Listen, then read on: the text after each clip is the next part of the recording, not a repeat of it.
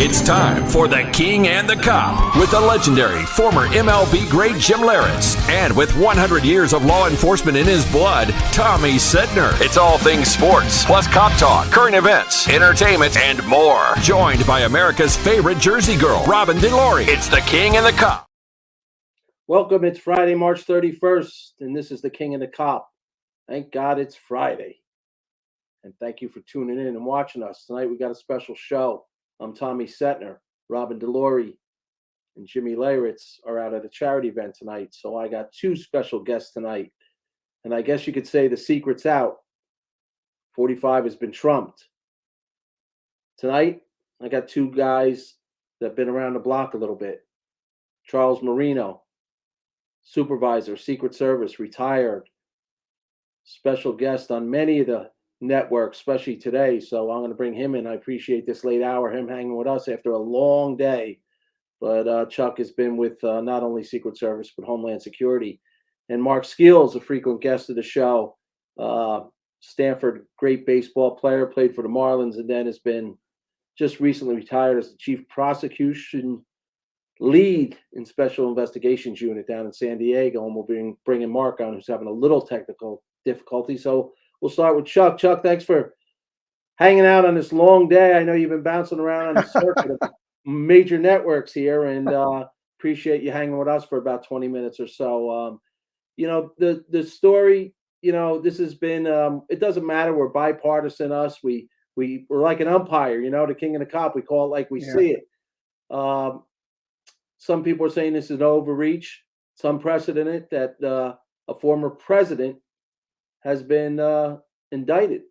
And now the struggles begin. Is this the Secret Service in charge? Or are they letting up their man? I mean, I know from being around the block a little bit and dealing with a former vice president of the United States, you guys take incredible pride.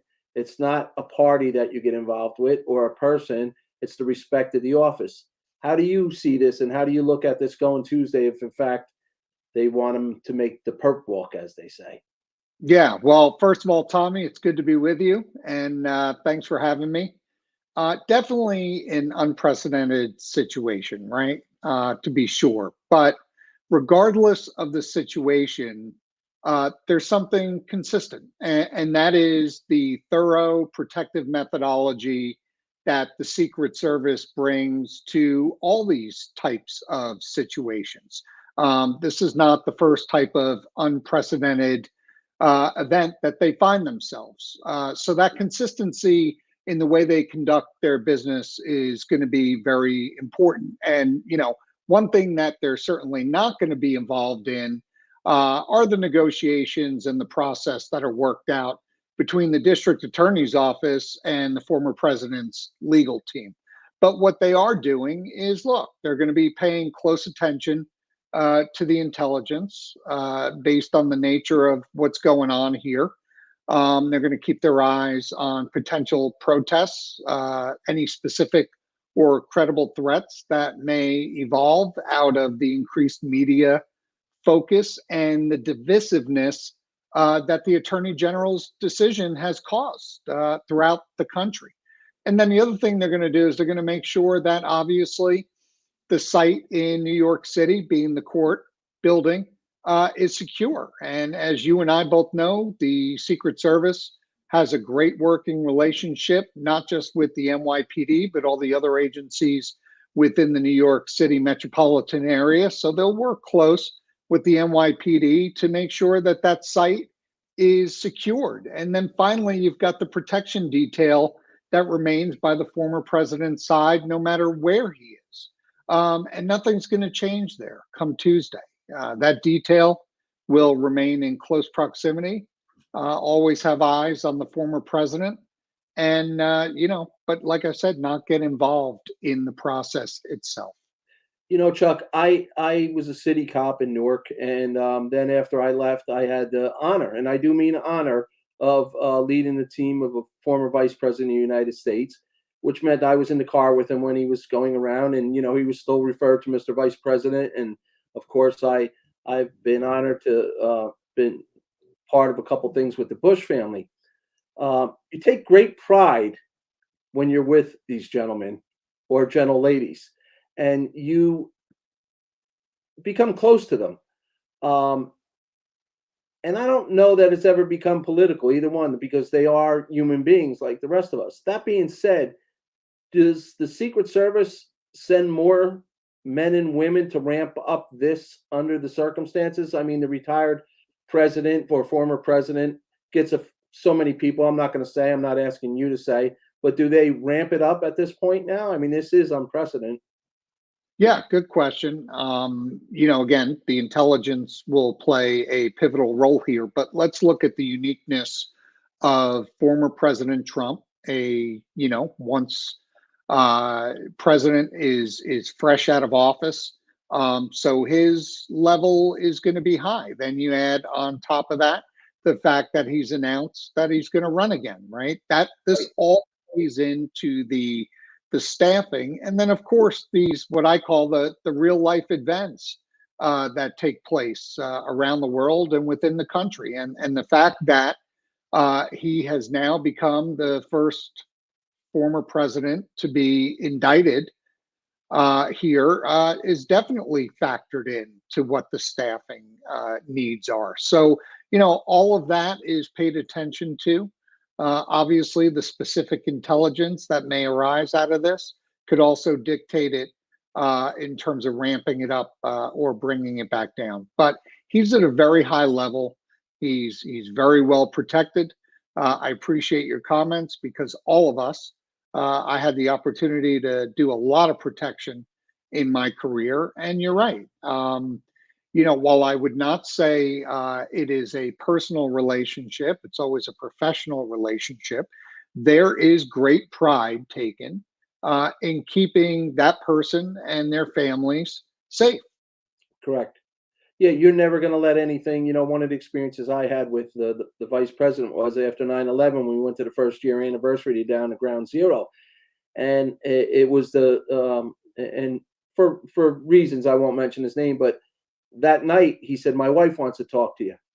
And she said, because the first anniversary, as you know, we were a target again and there were ceremonies. And she said to me, I know that he was with you and your guys, you would make sure he gets back home. And I remember getting like a little choked up about that, because you do take great pride. Nothing's going to happen to this man under this watch. But I don't know that anybody has been so flamboyant as our 45th president of the United States, which must make it a little harder on you guys.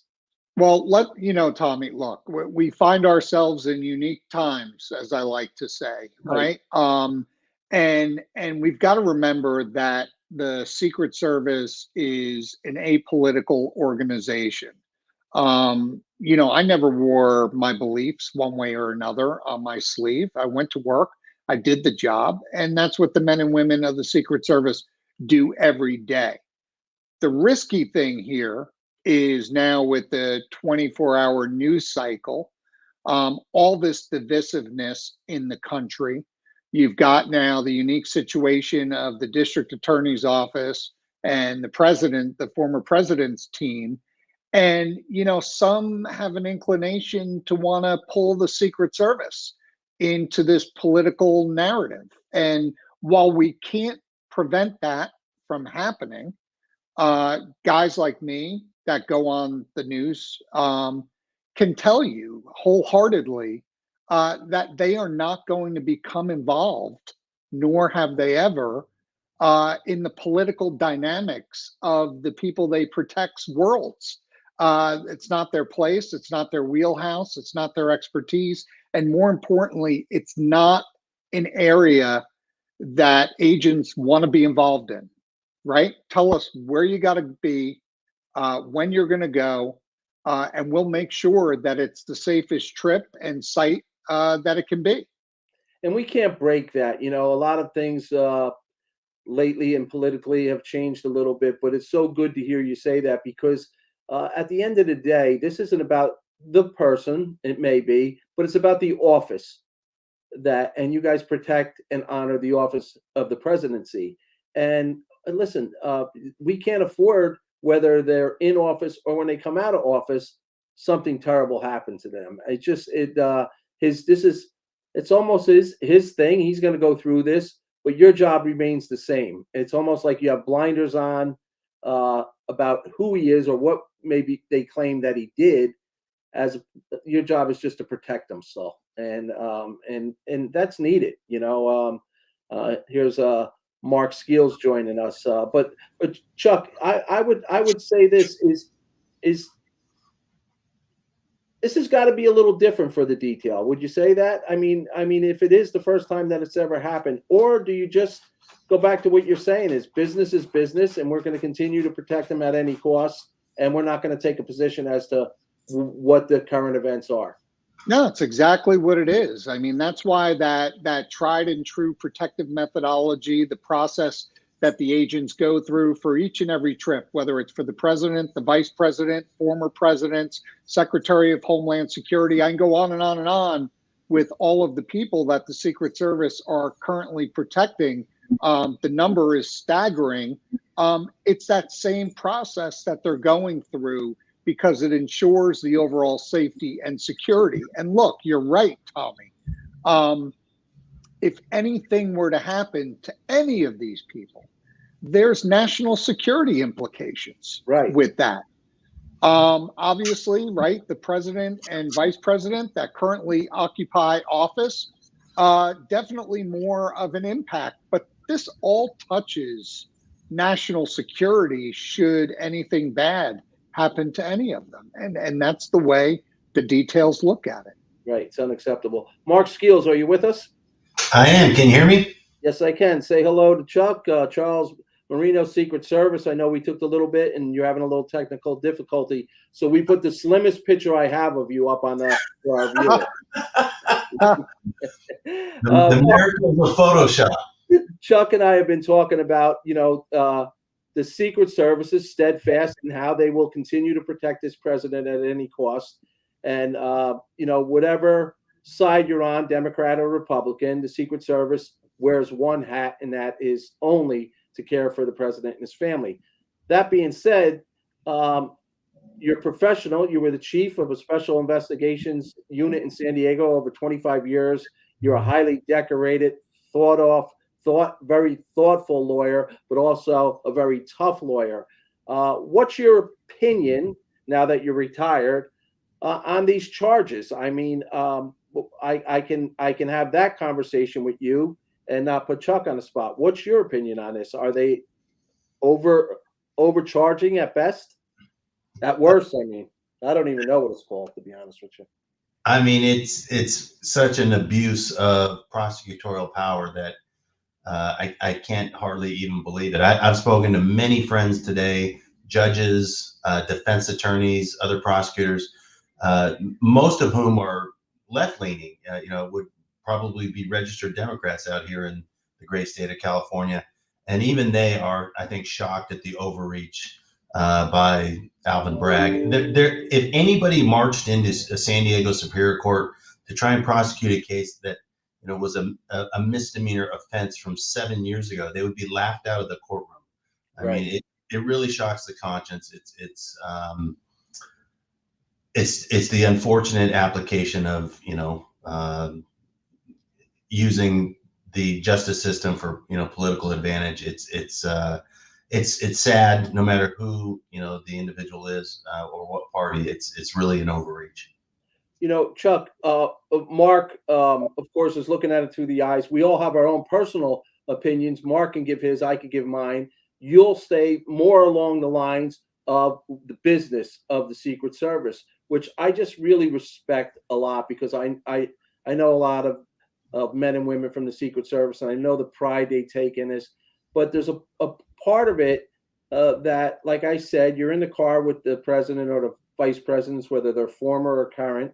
More when it's current, you're not in a need to know about. I'm sure you are in a need to know, but you don't get into personal talks. I found that more when they leave office, they let their guard down, and it's a little more personalities start to, how would you say, you start to become part of that family. You're with that family all the time. Will the sons of Mr. Trump and his daughter and his wife, will they elevate their security also through this process as a result of this? Yeah. So again, paying attention to the intelligence, Tommy. Obviously, there's tools available. Should that be required? I'm not aware of any specific information out there that says that this is about to be augmented. Though I would not be surprised if it was. Typically, I will not go into great detail about that, but we know that, look, this is increased media scrutiny that has divided this country, probably more so. I think Mark has it right. I think you have a lot of people that you either suspect or are Democrats that are kind of shaking their heads at this and saying this is the wrong way to go. But, one thing I will talk about, and I talk about a lot, is the decision to go forth and put the full resources of the Attorney General's office for Manhattan behind this charge, while there's record-setting crime numbers in the city of New York. And we've seen what the defund police movement did to NYPD and other police departments in Democratic-run cities. The NYPD, it's a fact, is down about 5,000 police officers, retirements and resignations every day, recruiting down, not just with the NYPD, but again, other departments. And then you have the Attorney General that is selectively not enforcing violent crimes in the city. We're talking about, catch and release of rapists and murderers and people carrying illegal weapons. And this is the charge that he's sinking all of his resources into. If I live in Manhattan, I'm upset about this. It's so well spoken about that I saw a cartoon today with a judge at his, on the bench, and it was a little cloud cartoon, and it was the president and his poor victim here, who was claiming we can't even call her a porn star anymore. She's an adult star. And Trump has a gun to her head, and the judge said, "No problem, Mr. President, you're free to go." Making fun of the Manhattan DA, like you could commit an aggravated assault, do whatever you want, and that will let you go. But here, we're going to put the perp walk on you, the walk of shame, the mug shot.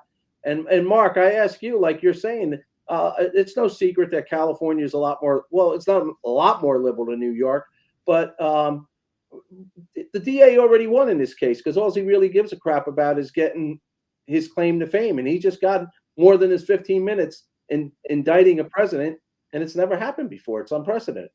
Well, it's unprecedented on so many levels.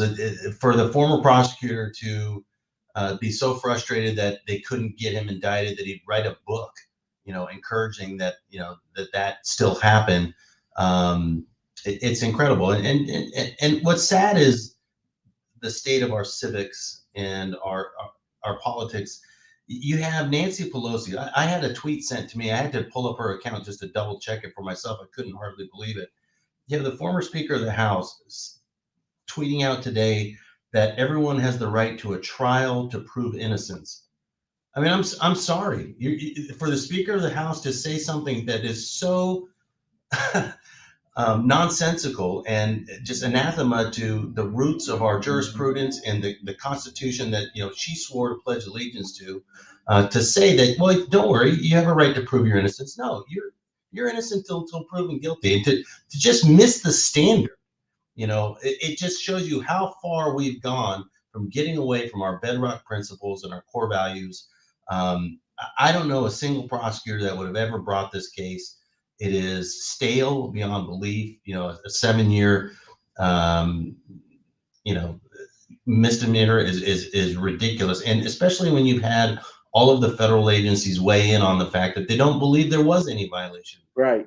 Campaign finance rules. In over 20 years as a state court prosecutor, I have never seen someone try to prove a federal crime in state court. It can't happen that way. It doesn't happen that way. So there are all kinds of legal hurdles that they're going to have to jump over, if they think that they're going to pursue this to a conviction. But the case is a mess. You mentioned Nancy Pelosi, and again, this is just my personal opinion. When the president delivered the State of the Union and she stood behind him and ripped up his speech like a little 2-year-old, I didn't have much faith in her bipartisan opportunities to do what's right for our country. So she's just a hot mess. And Mark, but you're right. We've got away from our core values. Chuck, couple minutes to go with you because I appreciate your long day and you really given us your expertise. What do you think is going to be the end game here? Do you think he comes in Tuesday? They do a half-ass perp walk. They get him in there. I'm sure. I see the president's already bashing the judge because he was involved with one of Trump's people already. And then I'll follow up with Mark as far as the opportunity. Will they move the venue? I doubt it. But what do you think comes out of this? He comes in, he's back home, and they get him back home to Mar-a-Lago. I'd like to say that's a safe place, but we know what they did there also. So what's your thoughts? Yeah, I think again, this will be negotiated between the two teams. I think, this is essentially a surrender, right? I can't remember any time in my career where somebody has shown up and surrendered, where I've handcuffed them. You process them, you get them through the initial appearance, and then you're out. I mean, if we look at the standards in New York City, as you alluded to earlier, I think he turns around and walks back out. Now, politically, what do I think this does? I think Democrats are aware that this attorney general may have laid it all on the line and that it's got a very likely potential of backfiring. Right. And invigorating the former president's supporters and even people who were on the fence, or maybe even people that didn't like him, are going to say, you know what? This is really an extreme use of the judicial system, and we don't like it. And we don't like the deal that this guy's gotten. And you know what? For that fact, we're going to come out and support him. So I think it's going to be. They might have made him a martyr now. And now people that had wanted no part of him are going to say, for the grace of God, you could be doing this to me. If you did it to a former president, why not me? So you're right. At this point, it might have tipped the scales of justice. Chuck, thank you. I really appreciate your expertise. I appreciate you coming on in such short notice. I know you had a full day, and I hope I can drop a dime on you later if we need to get you back on the show because you were very helpful. And, this is a New Jersey show, and it streams. There's a lot of people watching them from different states, but people are kind of, they do like to know what really goes on without us divulging some secret of the Secret Service or whatever. But the hardcore Republicans are worried. The Democrats, some of them are laughing. And like you said, there's a lot of independent people that didn't know where they were going now are just saying, wait a minute. So, Chuck, thank you. Stay safe, my brother. Hope to have you on in the future. Appreciate all your expertise. Thanks, Tommy. Anytime. Anything for you. Thanks. Thank you so much. Mark,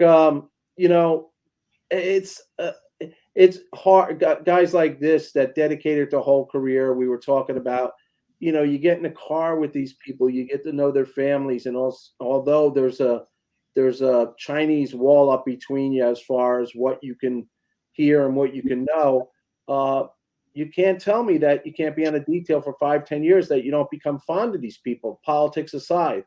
And it'll be interesting. I know if I'm that Secret Service guy, I'm almost like a screw you to everybody. This is my guy, and you're not handcuffing him. And I could see some old school guys getting really, really edgy with this whole situation. Yeah, I mean, it's natural. I always think of that movie Erin Brockovich when he takes away all her cases and he says it's not personal. And she's like, it's not personal. It's my time. It's my energy. It's my, I miss family events to do this. Of course, it becomes personal. I respect, the professionalism of the men and women that do that job and the sacrifices they make. But yeah, it's human, to want to feel like, hey, I want to stick up for this individual. and it's just not a good day. I mean, back on the prosecutor side, you're during voir dire, you try and ferret out people that may have a bias against the system. I guarantee you, there are millions of Americans today that if they're sitting with a jury notice, when they go to that next jury trial and they're being asked questions, they're sitting there going, you know what? I'm going to stick it to the DA because I'm frustrated with the system. It's wrong what happened, and they carry that bias into the jury room. It's not a good day. It's a total abuse of prosecutorial discretion. This case should have never gotten off the ground, and they're glad handing themselves right now in that Manhattan DA's office, not understanding the damage they did to prosecutors across this country by bringing such a preposterous case for political reasons only. Right. Mark, can you imagine if they ever handcuffed one of our presidents, that snapshot all over the world? I mean, it's bad enough people are laughing at us right now. This is really, after 9/11, I mentioned before, what we were together, everybody was one. We were red, white, and blue. We weren't red, we weren't blue. We were red, white, and blue.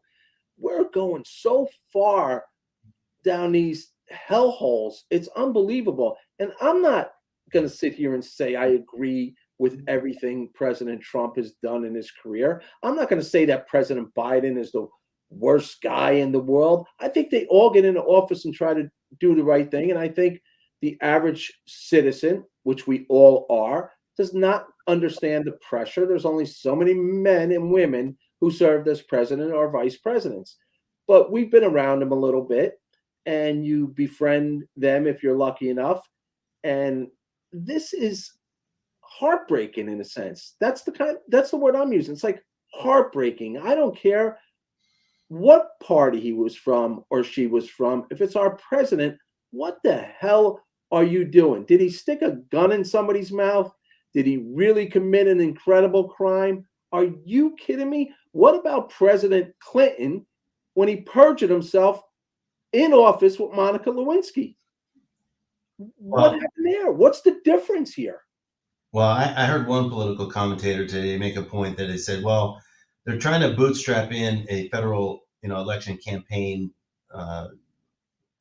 allegation that he had attributed those hush payments as legal fees. And this commentator said, there is someone else who had $1 million expenditure that they designated as legal fees, and that was Hillary Clinton. In the same year, in 2016, for the now debunked Steele dossier that she ferreted through outside counsel to run it through as a legal expense when it was actually just a political hit job. So it feeds into the narrative that people across the country start to go, you know what? There's two systems here. There's two systems of justice, and that just hurts everybody. And to your point, somebody will leak a photo of him being fingerprinted, or someone will leak a photo of, God forbid, he gets handcuffed.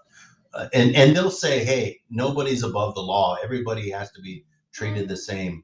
But if nobody's above the law, that's a horse crap statement when I hear that, because we all put our pants on the same way. This guy was a former president of the United States. So I'm sorry, we don't all get treated the same. There's, like Chuck articulated, there are security concerns when we act like this. It's plain and simple. He's earned that right unless he's done something treacherous to another human being or the legal system. Is this really treacherous? Really? Give me a break. Oh, man. Mark, it's Friday. Enough being said. I just had a handsome guy with an Arkansas hat pop up on the screen. So when I go for the last half hour and we're going to talk baseball and family, may I introduce Mr. Andrew Skeels, the brother of Mr. Mark Skeels. You want to say hello? What's happening down there? Well, I'll tell you what's happening down there. We just had a great conversation with Charles Marino, former Secret Service guy. I don't know if you were listening. I know and I'm not being sarcastic, a well-rounded guy, although 3-time World Series champion and been in baseball majority of your adult life. I will tell you one thing. It's obvious you know how to join a show. and your brother doesn't. So I had to put the slimmest picture of him up because he can figure it out good on. Yeah, well, I'm not as rounded as he is. I'm going to ask you both something. It's opening day weekend. Let's get out of the political world right now because you two bring some twist. Mark, unbelievable, successful lawyer. Before that, he was a catcher at Stanford University and then went on to play for the Marlins system. And Andy, you're almost like a co-host, All-American, Hall of Famer out of Arkansas, went on and spent many roles playing and then ended up winning 3 World Series rings with the Giants in that organization. And your brother David, an attorney, who I should have got on tonight, and hopefully he would have figured out how to get on, also played in the MLB system. Guys, yesterday was opening day. This is opening day weekend. Andy, you first. What was it like a kid? Did you have your favorite uniform, your favorite hat? Did you have everything laid out? You know, we didn't have the coverage we have now back when we were kids, but you guys experienced a lot of opening days. You still get a chill up your spine when you watch it? Yeah, opening day is great. I mean, everybody starts at 0 and there's hope springs eternal, and that's still crisp in the air and it's time to get going. So as a little kid, you couldn't wait, and the TV and all the media and all that stuff wasn't like it was. So in some ways it was mythical, the beginning of a new season and who's going to win, and you got your favorite teams and you're rooting for them. And then as you get older and you get into the game, it's a great day because you're finally out of spring training. You've been waiting all winter for this day, and it's time to get down to business and commence to fighting. So it's a great day all the way around for fans, for players, for coaches, for everybody involved. Anybody that watches the show or has listened to us on the Tampa radio station a few months ago knows that the Skeels brothers are like my West Coast blood brothers. Mark, you and I, we owned a piece of the Newark Bears, and you were the general manager. And I'm serious when I say this. You recruited not only Hall of Fame manager Tim Raines to be our manager, and we had Mike Torres and Ron Karkovice and 21 major league players. And Mark, we got credit for having one of the, by far, the best opening days ever in minor league history. But the New York Times said it was better than Mets and Yankees because we had General Colin Powell, God rest his soul, throughout the first pitch, and Patti LaBelle sing the national anthem. And we got coverage like no other. And I remember saying to you that day, during the national anthem, I was choked up and chills like you can't believe. That was one of our better days. Would you admit that? That was a great day. And I remember Rock, Tim Raines, chuckling like, wow, this was quite a show. And that's a guy coming from, playing days with the Yankees. It was tremendous excitement. Opening day has always kind of held that sense of rebirth in our country. And unfortunately, as a segue from what we were talking about just a moment ago, you look forward to the president coming out and throwing out the opening pitch on opening day, and just the way that the game is interwoven into our national story. It's we just look forward to those moments. But yeah, that was a Newark Bears. That was a phenomenal opening day. As I sit in my studio to the both of you, Robin, my wife, gave me this beautiful gift. It was one of my favorite moments, and I know it was to both of you too. George Bush throwing the first pitch out at the Yankee game after 9/11. It's in the middle of my room here because he had more balls than anybody. The Secret Service guy was dressed up as an umpire. I should ask Chuck about that. And George Bush goes out and throws a P right down the middle. And nobody was a Democrat or a Republican that night. It was all about the President of the United States, basically going on that mound, knowing that he was a target, and basically giving a finger to the rest of the world from the United States saying, I'm here. I'm right here on the middle of the mound in the Bronx. Come and get me. And the place went crazy. To your point, Mark, Mr. Biden must have missed opening day. Or I don't even know, political aside, I don't know if he would even know how to walk out to the mound, this poor guy. But that being said, Andy, what was your favorite opening day? Giants, you grew up a Dodger fan, but the Giants, you raised all these superstars that won the World Series. I joined you out in the desert for a minor league opening day, where if you remember, I forget what the astronauts from Apollo 11, they flew that jet that came over home plate and went straight up at what they call sonic speed, and we almost all wet our pants because we didn't even see it coming. It was so fast. But again, the chills and like you said, a new start. That being said, Mr. Judge, you were in the Yankee organization, decided to come up as the captain first at bat and smoke one against your Giants over center field. And it looks like the Yankees are off and running. Who's your pick, brother? Who's your pick this year? Who's your favorite team that you think could be in the World Series? Well, I think it's like anything. It's going to, in the American League, you got the Yankees who are always formidable. You got the Astros who are, riding a pretty good curve. And you got Toronto really in that same mix. So I think you put a hula hoop around them and you check where they are at the break. I think in the National League, Padres and Phillies are certainly the class of the National League at this point. I think Atlanta still has a lot to say about what happens there, but I don't know. We'll see. I mean, that's kind of the fun of the game. And touching on one thing, I was in the stadium when George Bush threw out that first pitch. I know, and I can tell you personally, it was unbelievable. You had grown men crying. Yep. And it's kind of the power of the game. Mark referenced it. It's so interwoven into our national story. I think anybody who watches that, and like you said, there are no Democrats and no Republicans that day. I can tell you for sure. But back to opening day, it's a great day, and it promises all the things that you're hoping for, and time will tell. Mark, San Diego's no longer the redheaded stepchild, if you will. They got to be the favorite out there in California. I saw something the other day that just made me laugh. The Angels and MLB actually posted that they won had the best record in spring training. Really? Really? Is that what you're hanging your hat on? I mean, I love my man Trout, and I want to watch him. I want to see him in the playoffs. Jersey guy. But Mark, what are your office oversees the San Diego ballpark? Temperature different the last 2 years there? Yeah, for sure. There's definitely a lot of excitement. In fact, I'm sitting just a few feet from Petco Park right now, and the fan base here in San Diego is looking for a longer run into the playoffs this year, and the lineup is loaded.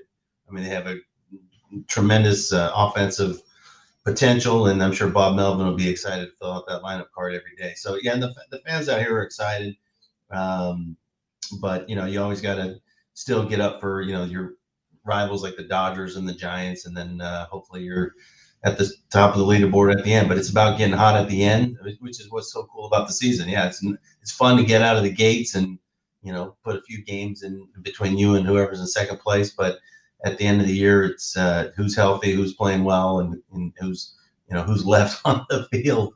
But San Diego is definitely excited about the club this year.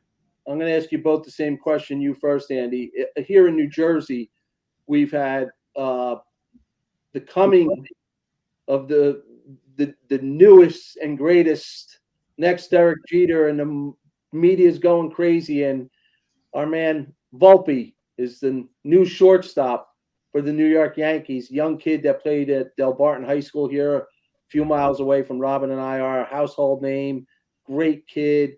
Great family man.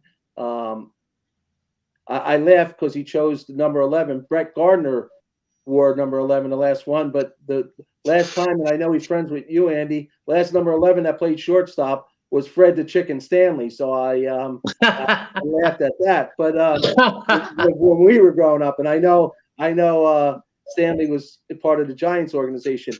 But more importantly, my question to you both is, what's that moment where you picked up the phone? Because this kid said it's all about family, and he proves it over and over. Whether he's like Jimmy Leyritz said the other night, please stop comparing him to Jeter and thinking he's next Jeter. We're talking about one of the greatest of all time. It's like every time back in the day they used to say this is the next Mickey Mantle. That was the curse for everybody. But What was that call when you called mom and dad and said, guess what? The Yankees signed me, or I'm leaving the Padres and I got traded, or join me. Like I remember as a coach where you were in the dugout in Dodger Stadium and there was Mark and your whole family, your mom.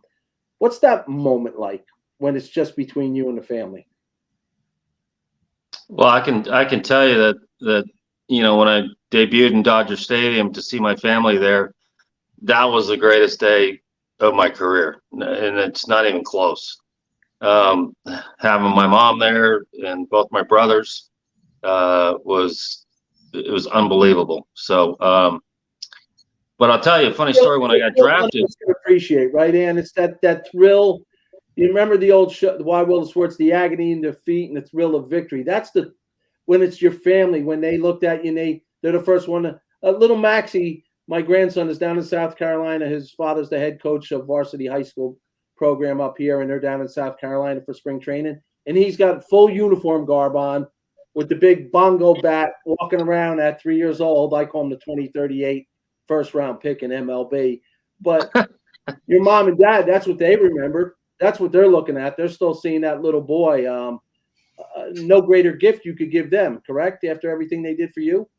Well, family's everything. And you realize pretty quickly that they're the ones, because baseball's for most is a very uneven ladder getting anywhere. They're the ones that always pulled for you. They're the ones that were always rooting for you. They're the ones who have been there forever.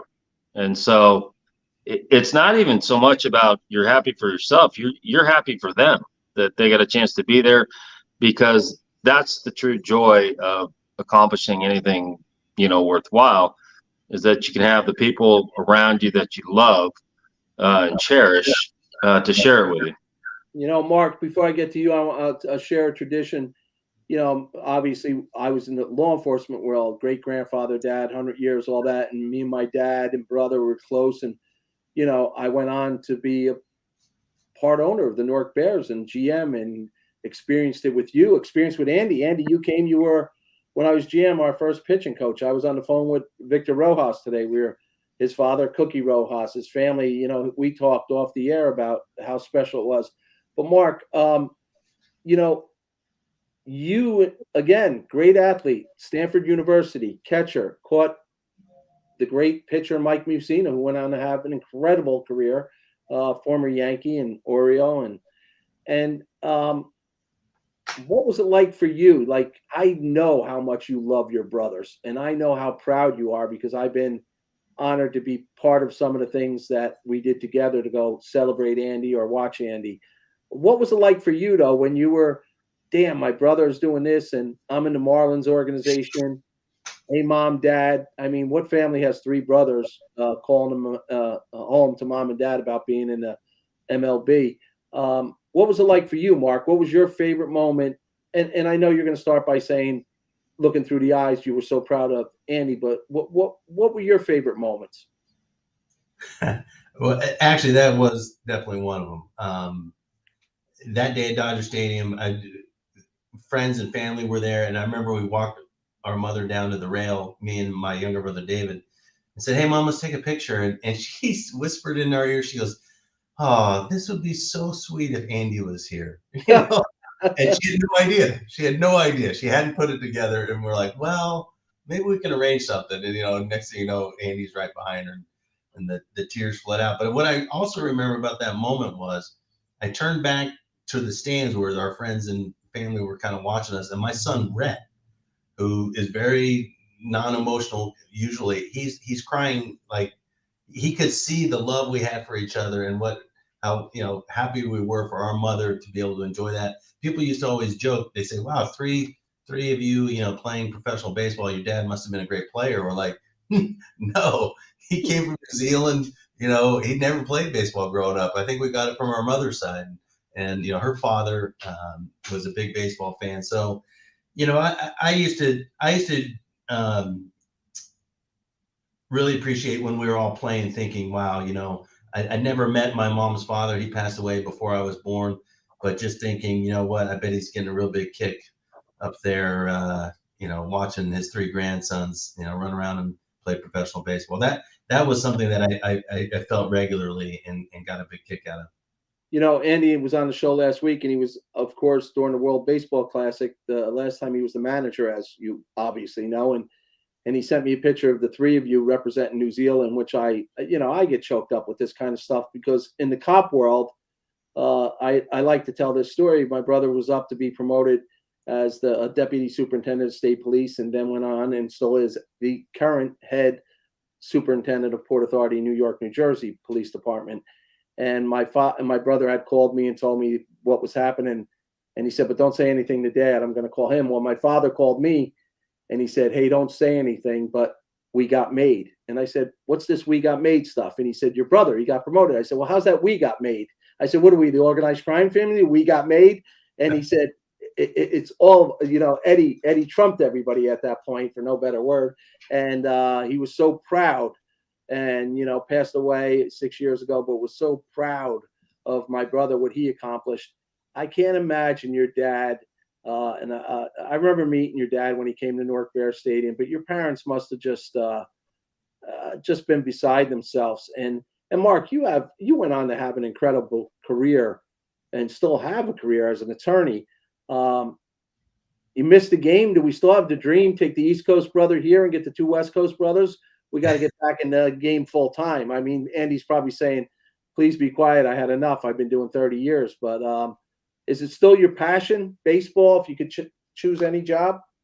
Oh, it is. One of my coworkers has a 7-year-old son who is playing Little League this year. And she said, hey, any chance you want to come out and, and I said, yeah. I said, and you get a kick out of just being around the field, seeing the little kids run around and remembering what it was like to grow up. Yeah, where we grew up in Thousand Oaks, there was a field right down the street. We literally spent every day there and all day on Saturday. It was an unbelievable time. It was a great life. My dad was a huge volunteer, working with the umpires and helping things with the league. So when Andy managed, Team New Zealand in the World Baseball Classic, that was a tremendous moment for the family. Just thinking about how proud my dad would have been. Hey, Andy, this is a funny story, and there's an old saying, once a Newark Bear, always a Newark Bear, right? So Newark Bear you were, and Skeelsy was the GM there, obviously. But I have a funny story about that. On opening day, we played, Mark, if I'm correct, 141 games, around that, 142, which is a lot for the minor leagues, and it's an independent league. Make a long story short, we had a fabulous partner and basically funded us, but didn't know much about baseball. So, Mark, I have this great picture hanging on my walls also of our first game as owners and running the show with Newark Bears, and we're standing in Lancaster, and it's a great picture of us. And we wind up, Gary would say, how do you think we can go undefeated? Mark signed 21 major undefeated, like we're going to go 140, like even in Little League, you're going to do it. And we were so favored. And I think out of the first 30 games, we were 27-3, but we got smoked 15-3 our first game in Lancaster. And Mark looked at me and Gary and said, how's 141-1 sound? We had so much fun, Mark, And Andy, my long-winded question, you missed the camaraderie of being in the game. Your whole adult life has been baseball. Yeah, it's hard. I mean, there's all kinds of things to love about the game. I mean, I think for everyone in my family, my brothers and I, and we grew up on it. We ate it. We lived it. And so it never goes away, and it's always there. And the chance to get out on the grass and in the stadium and all of that is great. I mean, it's like any other job. If you're playing, there are things about it that you're okay stepping away from, but the game, the passion, and it's the competition. I mean, right. Really, when it comes down to it, it's how do you figure out how to beat somebody? And I think that certainly drove me. I know it drove Mark, and I know it drove David. So I think that doesn't ever go away, and it's part of who you are. And yeah, in the right situation, I'd love to go back to baseball. So we'll see if that happens. It will happen because you're needed. You were the winningest minor league manager. I think you still are in history over a 5-year period. I believe I remember. But Mark, Andy's 7, right. but who's 7. counting? See, I cheated him. And Mark, you know, even for myself as a cop, that every night you went out there and your life was in danger, and it was no picnic in Newark. But I say to people, it was the greatest time of my life. It was that will to win. We had to beat the bad guy. And it was that will. You took that same passion from the ballpark into the legal world. You were one of the top prosecutors, and you fought for justice every day. Do you think your training as an athlete? You know, I know I was blessed enough to be okay. I'm a better golfer than your brother here, but I had that will to win. Wow. Yeah, well, I had to get that in there. That will to win. Is that how you feel? You think that helped you? Forget Stanford, forget all that. Was it that grind and that passion to win that came from the diamond? Yeah. So trial work is something where that instinct to want to be more prepared, to be more ready, and to outperform the team on the other side certainly motivates you. I mean, as a prosecutor, it's about doing the right thing and having the ethics and integrity and perspective to only move forward the right cases. But once you're starting the trial and you're getting to talk to the jury, and certainly I think it helps to have a competitive spirit. The one whose kid I just mentioned, I've been helping coach. She was a tremendous prosecutor. She was a former Division I soccer standout, and I think we talk about that sometimes, that competitive spirit, and the other things you learn, teamwork, don't get down on yourself, and perseverance and all the rest. Yeah, it certainly translates over. And I gotta say, hearing Andy talk and you talk and thinking about the Newark Bears, you can't help but think about Tony Ferrara. And when you talk about how being excited to go to the ballpark every day, there was a guy that he was had a storied history, from movies with Frank Sinatra to running around with the Yankees. But I remember one of the first days at Riverfront Stadium there in Newark, and we were talking about some of the greats that you were smart enough to put up on the wall, people that played for the Bears or the Eagles, and seeing the picture of Monty Irvin and being like, wow, Monty Irvin played here. That's incredible. And he's like, oh, let me call him. And he literally pulls out the George Costanza phone book and scrolls through to Monty Irvin and calls him and puts him on the line and says, here, say hi to our new GM, Mark Steele. Like, that was a great moment. But that's what with the beauty of baseball. Like, you could, you have reverence for the people who played before you. And you're excited about the prospects, and who's going to be playing in the future. But in the middle there's people like Tony Ferrara that tied both ends together, and really made it fun to be around the ballpark. I'm talking about the little things I saved through the years. So, I wasn't that kind of guy, but one of the greatest gifts I ever have, and that's also here with me, is after that conversation, a few weeks later, in a box came a glove and a hat, Newark Eagles hat, and a glove that he had used, and said, thank you for not forgetting who the Eagles were. Because if you remember the great closer from the Red Sox, Keith Folk, he used to break my chops because I put Bears on one side, Eagles. So the New York Post did a big article on him that he was playing with us after winning the World Series with the Red Sox. And he said, yeah, I just can't figure out where I am. I'm an Eagle Bear. It's the first time I But people, Mark, to your point, we wanted to show the respect. Monty Irvin, Larry Doby, all these great guys came through the city of Newark. Back in the day, Yogi Berra was a Newark Bear. And the Newark Bears were like, they were on the major league level. They were so good back in the day. A couple minutes left. Andy, when you're part of the reason we got Tim Raines as our manager, as a Hall of Famer. He went on to be in the Hall of Fame, and Mark, one of the best times we ever had, we went up as his guest and watched him get inducted. You and Timmy spent a lot of time. Timmy as a manager, you as his bench coach, and I believe it was the Expos, right? Or Washington? Yeah. Washington. No, Expos. Thank God Rock got in the Hall of Fame. What do you think, real quick, about this 2 times over, third time's a balk, and or you have to pick the guy off. Do you think it brings the stolen base game back into play? Well, I think it definitely brings it into play. I think Rock would probably have 250 stolen bases a year Right. if he was playing. Certain people in Major League Baseball are obsessed with this idea that if I can shave 8 minutes off the time clock, that we'll get more fans. I just don't believe it. I'm more of a traditionalist, but it certainly really changes the strategy behind people who can run. So I think obviously that's going to come into focus quite clearly. You mentioned Volpe, and right out of the gate, boom, stolen base.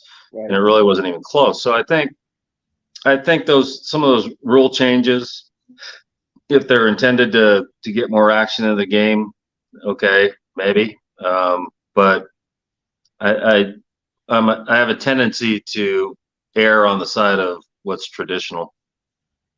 And I feel cheated because I was a 4-tool player. But if I could use my speed on the base pass to get the game, especially with a larger base, I mean, there's no telling how much terror I could rip up on the base. Listen, Didn't you get pinch run for in a walk?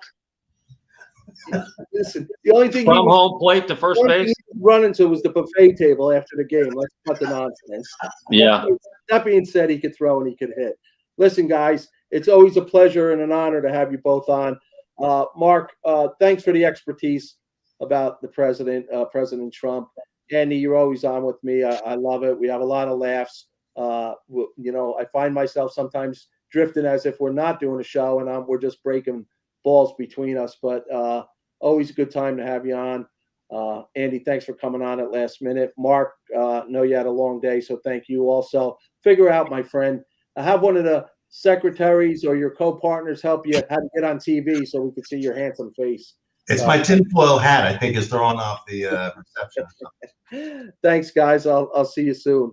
Thanks, Tommy. In closing tonight, I want to say shout out to one of my favorite guys in the Newark Police Department. Kevin Schneider retired after 42 years. Deputy Chief Kevin Schneider, cop's cop. We worked together in narcotics. Couldn't have a better man.